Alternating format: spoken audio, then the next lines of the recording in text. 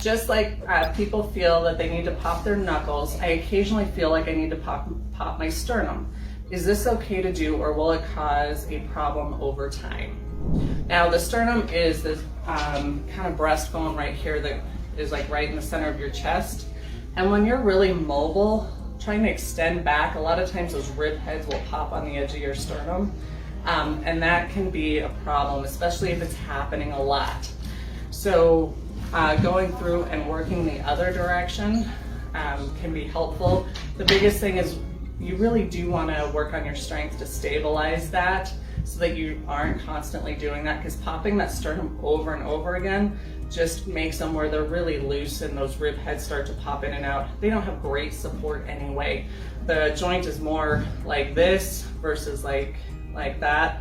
And so when you don't have a lot of support at a point, to make that really mobile can really become problematic and painful to deal with. So typically with that, we actually go the other direction, work on rounding out, stabilizing those shoulder blades, and that need and that feeling like you have to pop it actually tends to go away. So try that, try going the other direction next time you want to go back. Think about rounding forward and kind of engaging those shoulder blades and see if that actually works better for you.